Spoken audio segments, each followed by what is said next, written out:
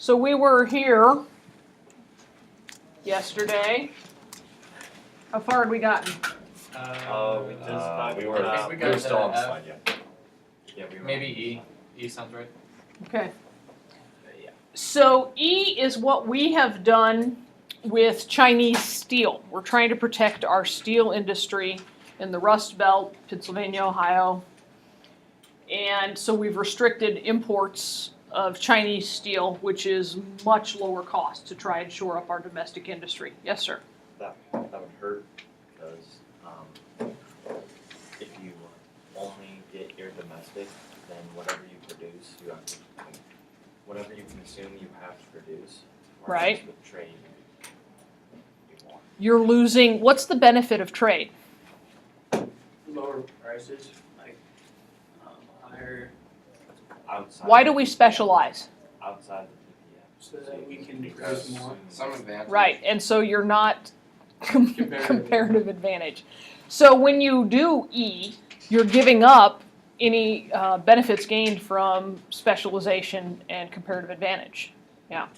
That doesn't necessarily mean that it automatically fails to boost growth and living standards, but in the long run it will. Should we allow free trade? I kind of just said we should. Yes. Sort of, yeah. Yeah. And then this one, always a little controversial. Should we give away condoms with an eye towards boosting growth and living standards? Increasing K. You're having You'd have less. more Planned Parenthood. Right, you have less L in the long run. But you'd have more consumption Why? because more people need more food. Like need. If we don't give away condoms, you'll have more consumption. But But we're looking at growth and living standards. Can we Yeah. improve growth and living standards by reducing L in the long run? Nikki says no. say yes. Jackson says yes. Tony says yes. I say herpeder. Ethan says herpaderp. Herpaderp. Okay.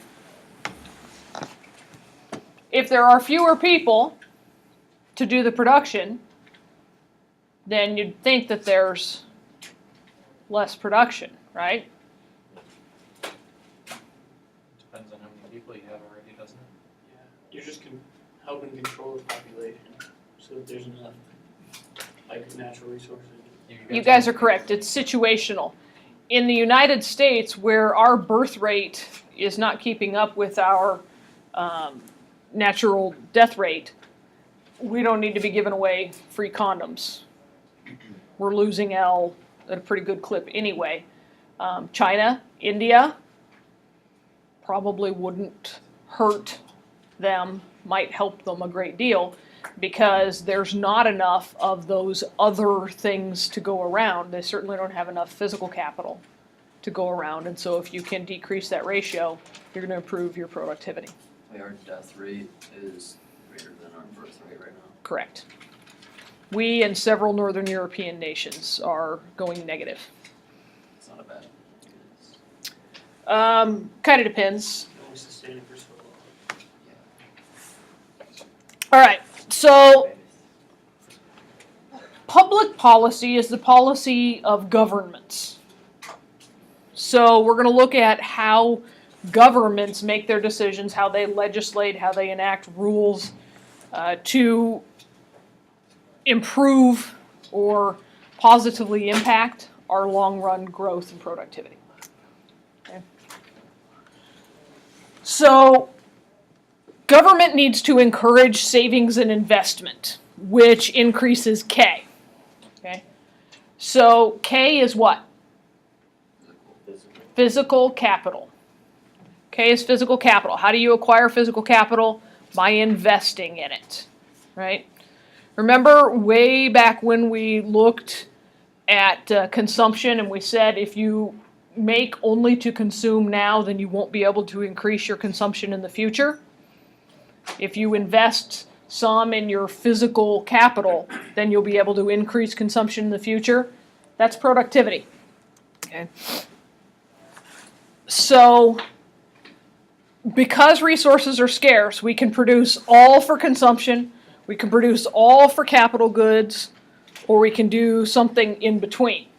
And what public policy aims to do is nudge that production of physical capital one way or the other, depending upon how strongly they want to impact productivity. Okay?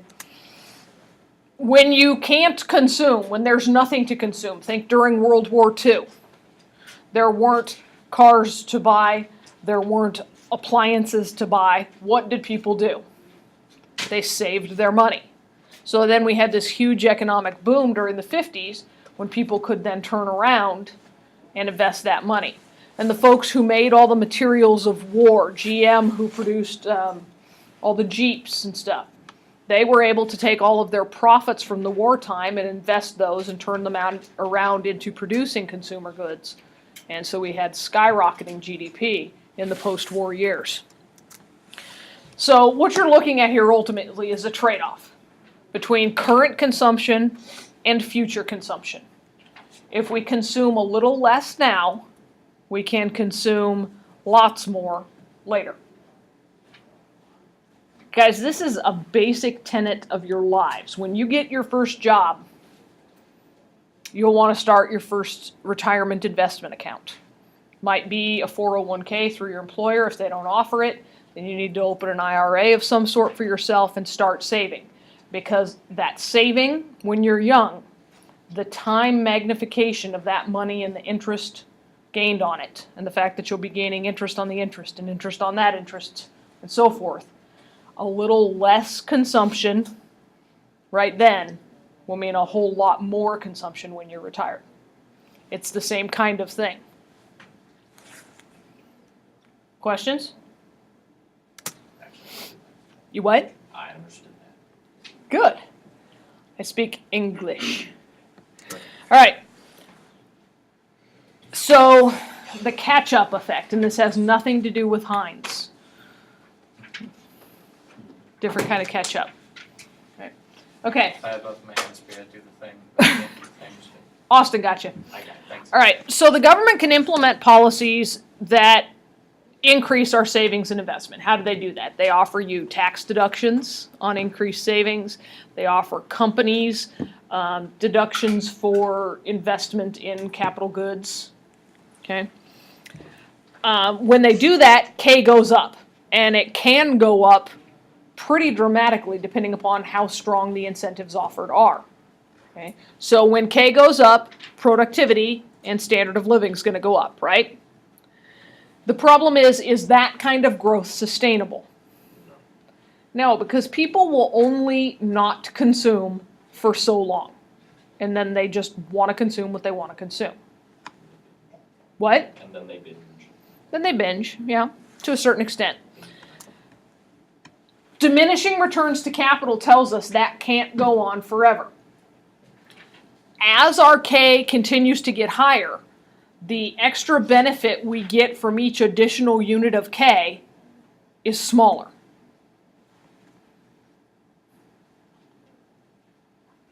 Does that make sense? Yeah. So if I am dieting, okay, let's think about it in the reverse. If I am dieting and I cut my caloric intake from 3,500 calories a day to 2,000, I'm going to see some significant weight loss, correct? If I cut it from 2,000 to 1,800, I'm not going to see as significant a weight loss. From 1,800 to 1,750, right? So the diminishing returns are what you experience there, and it's the same way with economic growth. At a certain point, adding more K only gets you an eensy-weensy bit better. Does that make sense? What would be What? a real example of that? What would what? Be a real example of that? Just as far as like real physical capital goes.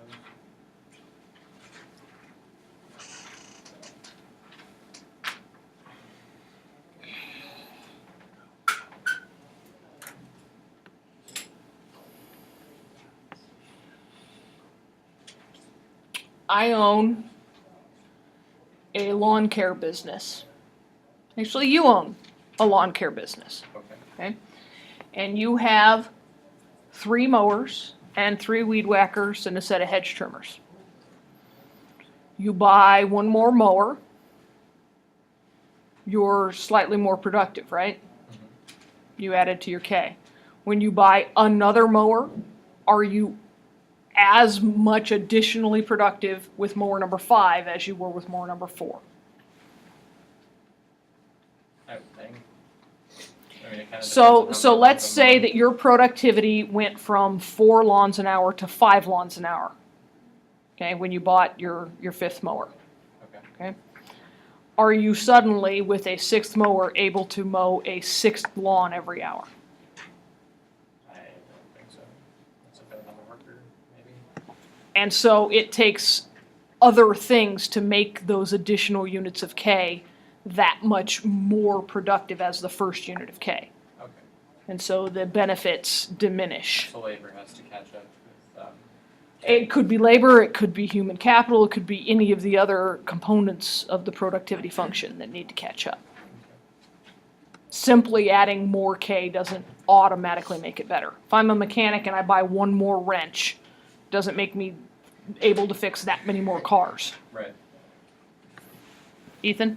So for each like individual unit K added, it becomes that much less of a weight because it's 1 over K plus the new K. And then it's sort of like age, like each year of your life becomes a smaller chunk of your life. Yes. Yes. Good way of doing it, yes. Exactly. Okay? No pun intended. Okay, so looking at it graphically, output per worker is our productivity, right? Y over L. And then here's our capital per worker. As we increase the capital to a certain point, productivity goes up more than we're increasing capital. Agreed? And then it's fairly equal. And then if we continue to keep increasing capital per worker, the amount of increase that we get in productivity diminishes the more capital we add. So here it is graphically. Okay? Give them a little more K and their productivity increases a lot. So let's go back to when you first started this lawn mowing business. It was you and a mower. Okay? Okay. But you also had a buddy who helped you out. So he would go around, presumably with scissors, and trim the edges. Okay? So you bought a weed whacker, 1 little piece of K, and look at how much your productivity went up, right? So you buy another mower, and your productivity goes up a bunch more. Okay? But a 3rd mower or a 2nd weed whacker doesn't increase your productivity that much more again. I mean, look at how little you were increasing K and how much you're gaining in Y. Now look how much you had to increase K to get a commensurate increase in Y. And then when we get clear out to the end, again, same amount of increase in K, and yet tiny little payoff in Y. So this is what a diminishing returns graph looks like, guys. You need to be able to recognize it and to recreate it. Like a plateau. Oh, It is, is commensurate like comparable? yes, equal. Wasn't that one of our words? That was, I don't think. I don't know. Not one of It's a good word to know. Okay, so the catch-up. So this is where the poor countries have tremendous potential to grow a lot more rapidly than the wealthier and more advanced countries. Because poor countries are starting out down here, right? And a little bit of K is going to give them a lot of payoff. Whereas the more developed and wealthier countries are clear over here, and adding a whole bunch of K is only going to give them a little bit of increase in productivity. Okay. So the poor country starts down there, the rich country starts over here. Poor country adds that much K. See? So this is called the catch-up effect, where the poor countries are starting at the origin of the graph and are able to make a lot more gains and able to catch up to the rich countries because the same amount of investment in physical capital doesn't produce the same amount of payoff. Why doesn't somebody just go into some African country that knows a lot about economics and just fix it? It takes time, I think. Takes time, you have to change the system. Why doesn't somebody who knows a lot about parenting just go into a house where the parents are beating the kids and are addicted to drugs and stuff and fix it? Because it's more complex than just that. That and you would need like absolute power. You need to be absolutely certain that they would. Well, like, listen to you. maybe I could like run for president No, in you're too Zimbabwe honest. and then just make them like huge world power. In Zimbabwe in particular, you'd have to deal with a tremendous amount of government corruption and graft, Probably which is a sensitive. big obstacle for them. Okay, so actual real-world example of the catch-up effect. Okay, from 1960 to 1990, the U.S. and South Korea put a similar percentage of their GDP towards investment. So you would think they had a similar payoff. Except in the U.S., growth was about 2%, and in South Korea, growth annually was over 6%. Why? Because by 1960, the U.S. already was fully developed. And South Korea, just coming out of the Korean War, farmers still using wooden plows pulled by a water buffalo, no running water, no electricity in many parts of the country. They've got a lot further to grow, right? And so it's the catch-up effect in the real world.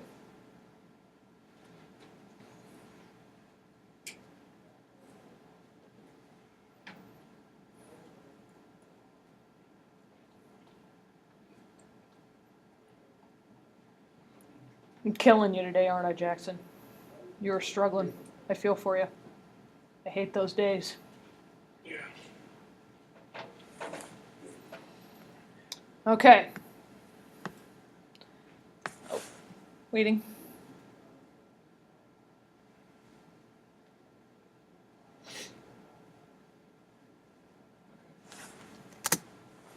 So we talked about should we encourage foreign investment when we went through those scenarios. Got you thinking? So increasing K over L, increasing physical capital, is going to improve productivity, which will improve standard of living, wages, everything, right? Yes, sir. Is this why we outsource jobs? Like a reason that we do? To give other places capital that way we can try to help them? No. Sadly, that's not the corporate reason to outsource jobs. Does it happen? It's Oh, about profit and the labor is cheaper. Would a corporation specifically outsource a job to a foreign nation maybe with not, the- but does outsourcing the job actually give the other country the capital that it needs to? It gives them some capital and it does help, but it's not Okay. necessarily a system-wide improvement. Okay. It's a good question, though. Okay, so there's two types of foreign investment. Foreign direct investment. The company, the foreign company, owns and operates the facility built in your country. The Dodge Ram truck that we used to have that I've given as an example, owned and operated in Canada by a U.S. corporation. That was foreign direct investment from a U.S. business into Canada. Auto assembly plants that we have just across the Mexican border, foreign direct investment. BMW built a plant in Kentucky, North Carolina, South Carolina, somewhere. I remember hearing about it because we were in contention for it here in Nebraska. Foreign direct investment. Okay? Following? Then there is foreign portfolio investment. This is where you buy stocks or bonds in a group, and that money is used in a foreign country. So we do that in the United States a lot. You can invest in international portfolios. Other folks can invest in international portfolios as well. So you might have a whole bunch of German money being sunk into infrastructure construction in Ukraine amongst Ukrainian utility companies. Okay. Foreign portfolio investment lacks that direct control. That money's being given to foreign countries who are investing it the way they want to, not the way the corporation would if they went in and built it themselves. Does that make sense? A good analogy here would be we have a naval base in Cuba, Guantanamo, right? That is foreign direct investment. Our Navy built and operates that base. If we turn that into foreign portfolio investment, we give a few $1 billion a year to Mexico and ask them to construct and run a naval base that we can use. Okay? Okay. These investments send some profits back to the country of origin. BMW is definitely profiting from the sale of the vehicles that they manufacture in their North American plants. Dodge made money when they sold the truck that was built in Canada. Honda makes money when they sell cars that are made, maybe Tennessee, Kentucky. There's a Honda plant somewhere there. That money goes back to Japan, some of it. But does it help us here in the United States? Absolutely. That's a plant or a factory that wasn't there. That's a whole lot of K. And the wages that are paid to the workers are coming into this country. And then they're buying the goods, and the government is taxing those wages, so on and so forth. Okay? All right. Investment from abroad can be tremendously beneficial in rapidly improving productivity in really poor countries where they can't get the money together to do something that big on their own. If the people have an annual income, what was Molly's, like $1,300 a year per capita? Something like that. How can you ever get billions and billions of dollars or hundreds of millions of dollars together to start an enterprise on a grand scale? Tax them more? Have you ever heard the phrase, you can't get blood from a turnip? You haven't?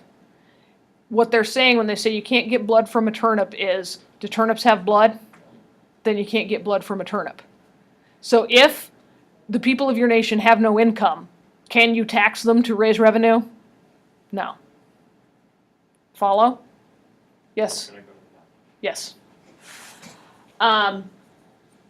So in those countries that just can't create the capital themselves, foreign investment is really their only path to jump-starting their economies. The other thing that it does is it can leap them ahead.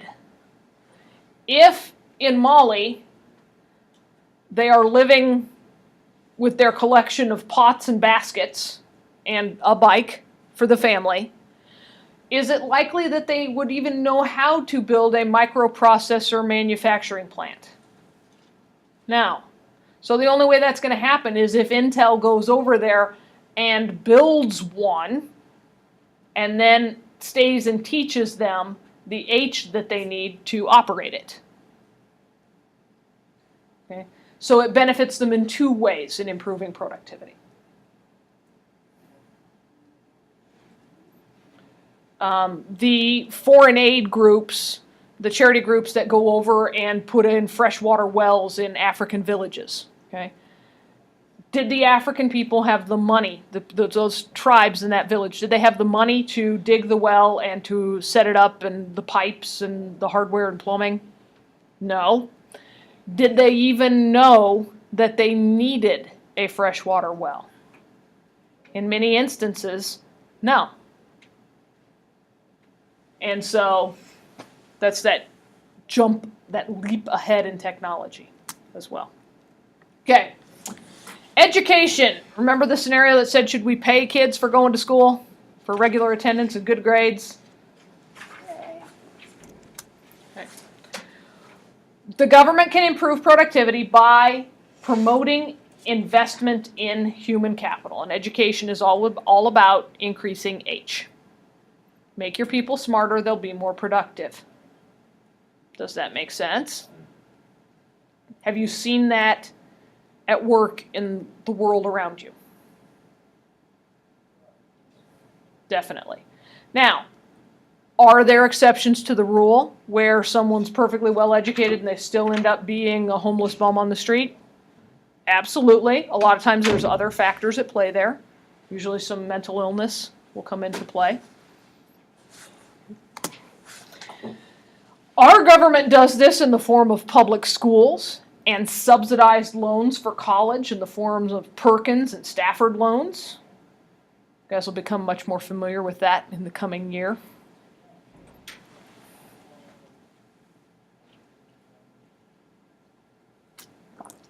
Education can greatly alter a nation's and a people's prospects. In the United States, every additional year of schooling you get affects your income about 10%. Unless you're a teacher.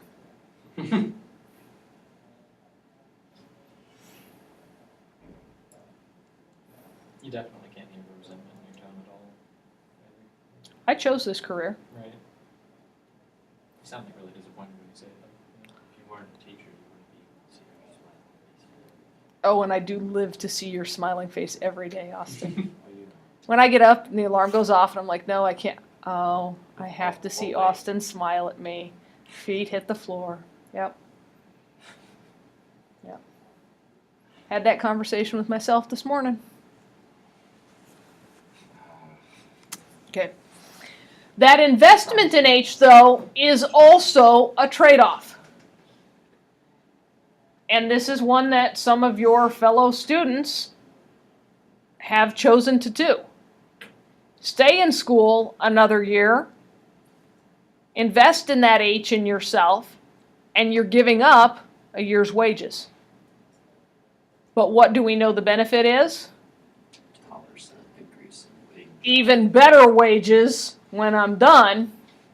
That'll totally blow out of the water what I'd have if I didn't invest in that H.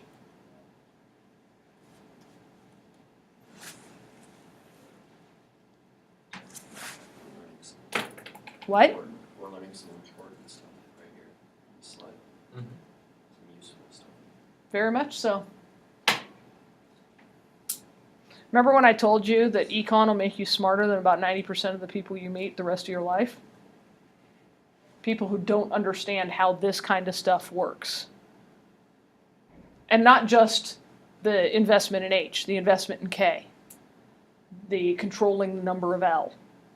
It all matters. Health and nutrition. What's health and nutrition got to do with productivity? If you're healthier, you feel like If you're sick, you don't go to work. If you are sick and you do go to work, do you do as much? And No, you you're- get other people You don't sick. have And energy. you get other people sick and then they miss, right, okay. Nutrition, If you don't have energy to do the work. right, if I'm not well fed, I don't have enough energy, I can't think clearly, I can't work hard, right?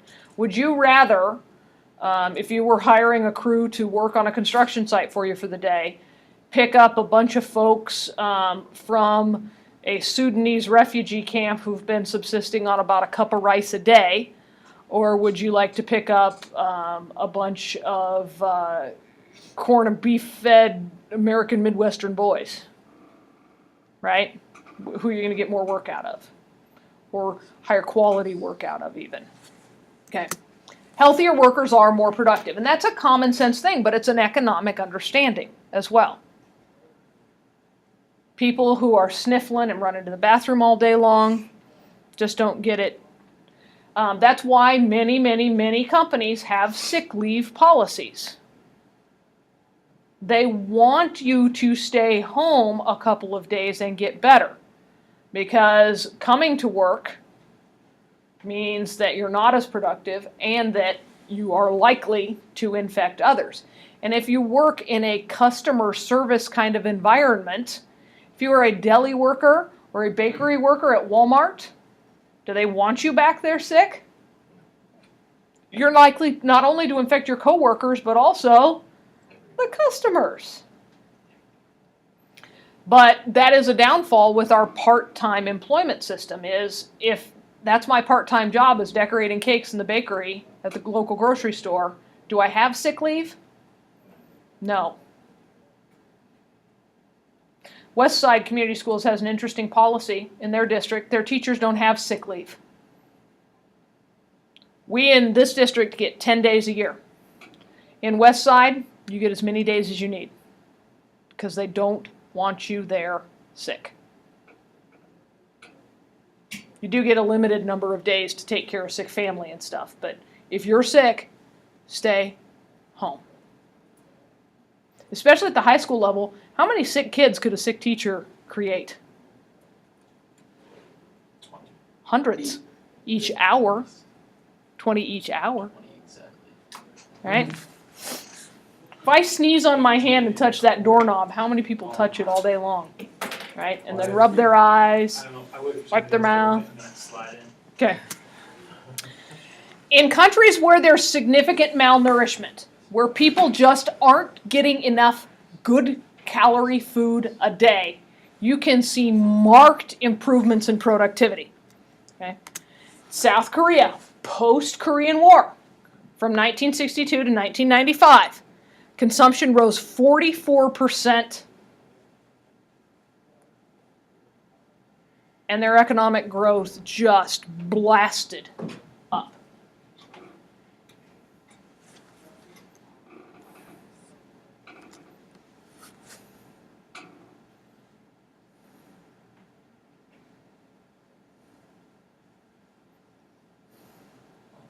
How did they even come up with that stat? That's how he won the Nobel Prize in economics.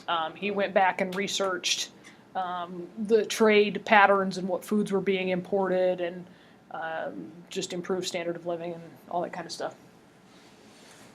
They had a huge population boom and that dramatically improved population.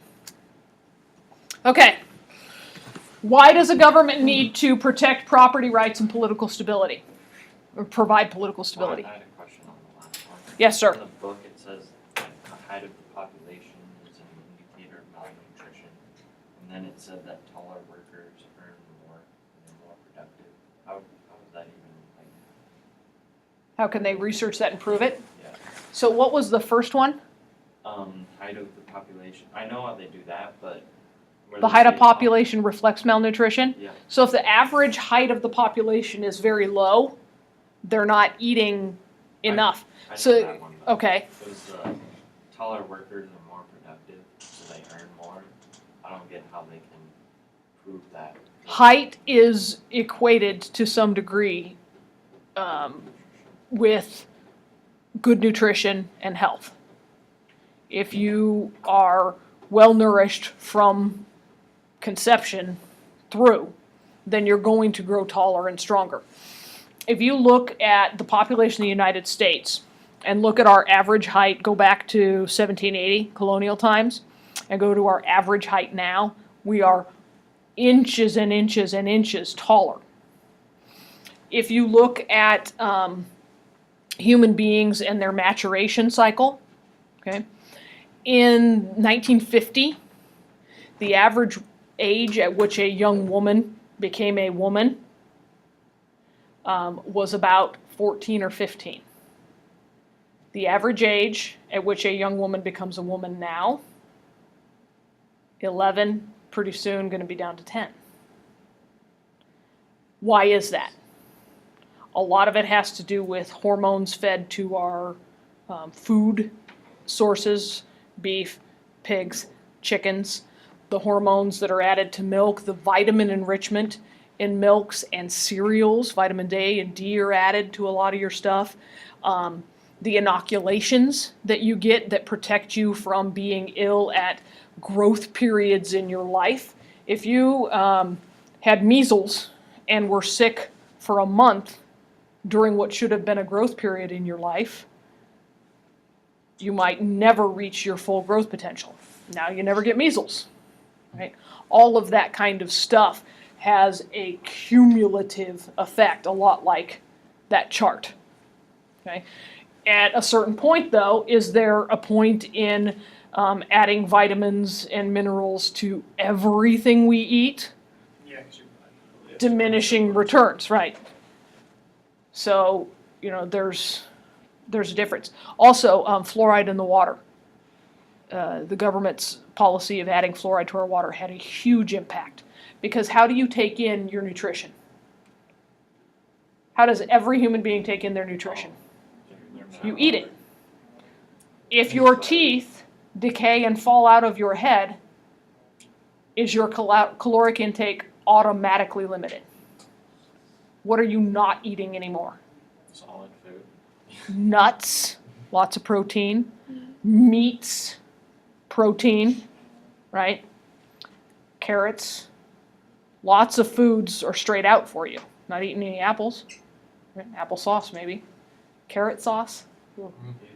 Roast beef sauce. Carrot smoothie. Okay. So, Nikki's like, no. So do you see how that can have a huge long-term impact? Yeah. Okay. Does that help? As far as why taller workers are more productive,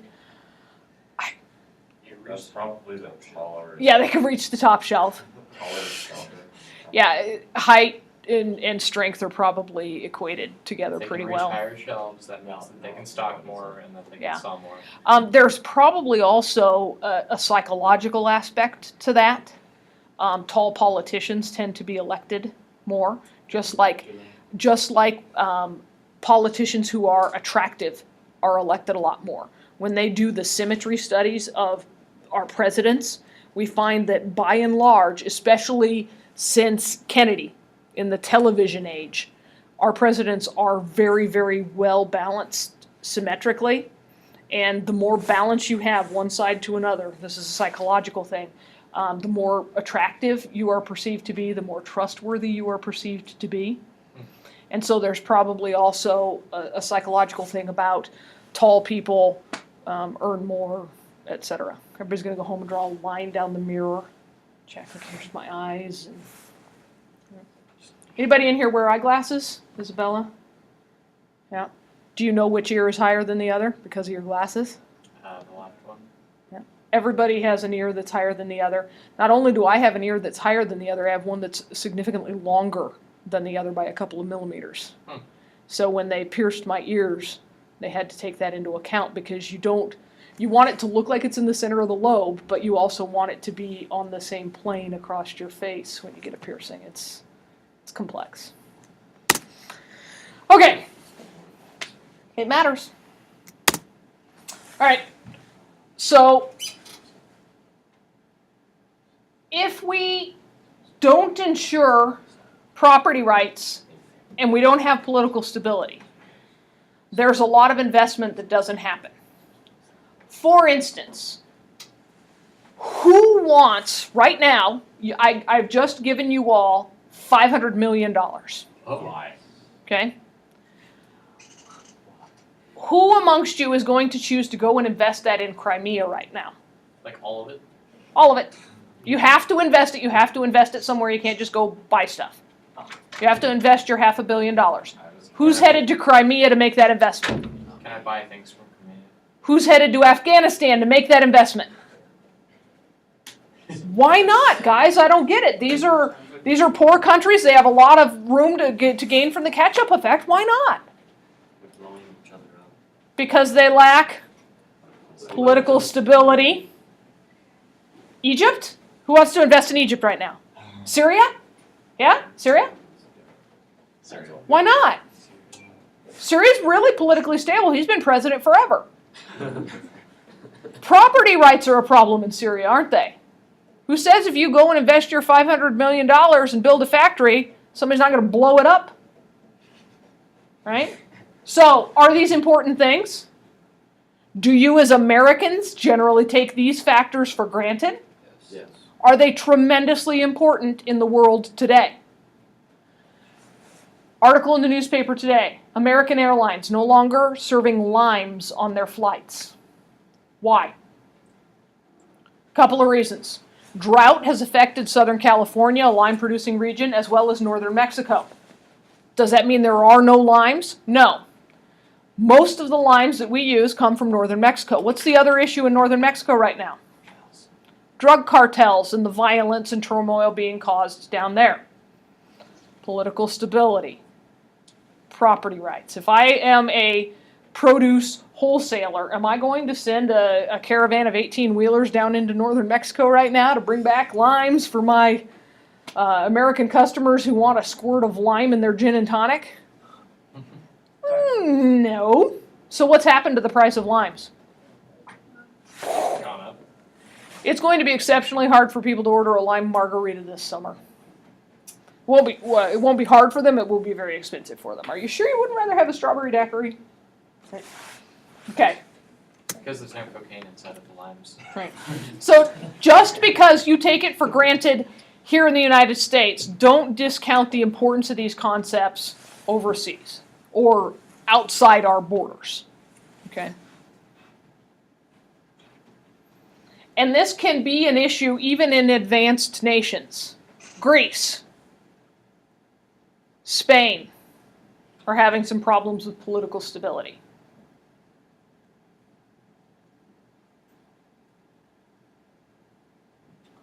South Africa in the 1990s, pretty advanced nation for the most part, but as they were coming out of apartheid, tremendous problems with property rights and political stability. Have we had issues with these at times? Civil War, Reconstruction era. Talk to a Native American and ask them if the United States has had problems with property rights.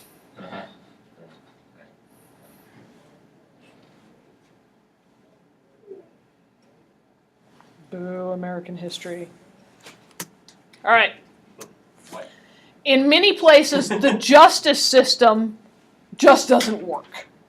So if your property rights are infringed and you pursue a legal course of action to make things better, it doesn't happen. If you sign a contract with a lime producer in Honduras, and your limes never arise, and you go down to Honduras and take them to court to try and enforce that contract, might not happen, and you're out that money that you put down on your shipment of limes. Okay. Fraud and corruption. Let's say that you send those semis down to northern Mexico. Not only are they going to have to get through customs at our border, but they might have to pass through several drug cartel checkpoints and have to pay out big amounts of cash at each one. And so you complain to the Mexican police and they go, what can we do?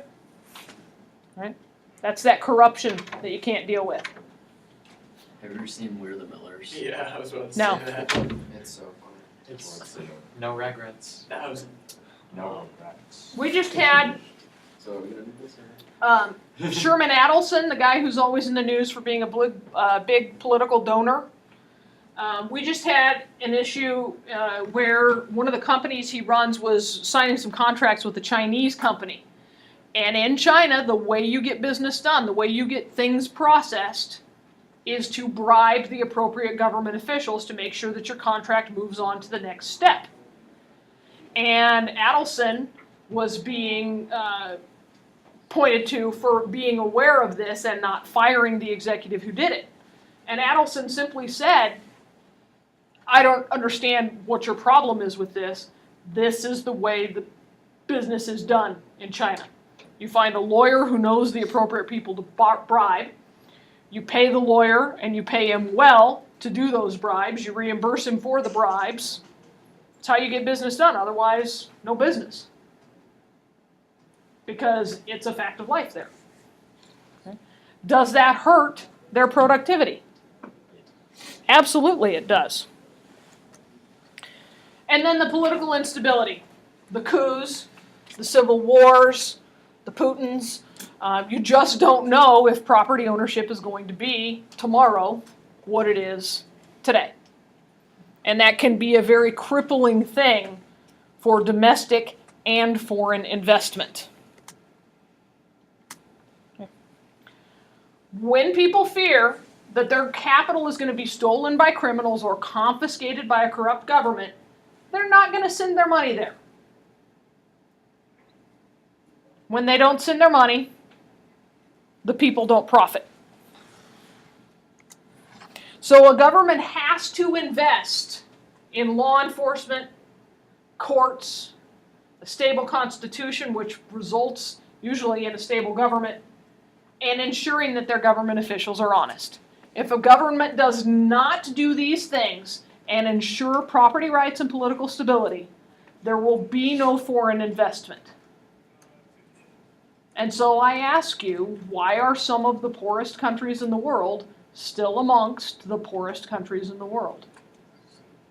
They don't have the money to invest in those things. They don't have the money to invest in these things to attract the foreign investment, or in some instances they completely lack enough resources to even make foreign investment attractive enough for them to want to invest in these things to draw the foreign investment. Make sense? There's a reason there's no restaurants in the middle of Death Valley. We'll call it a day.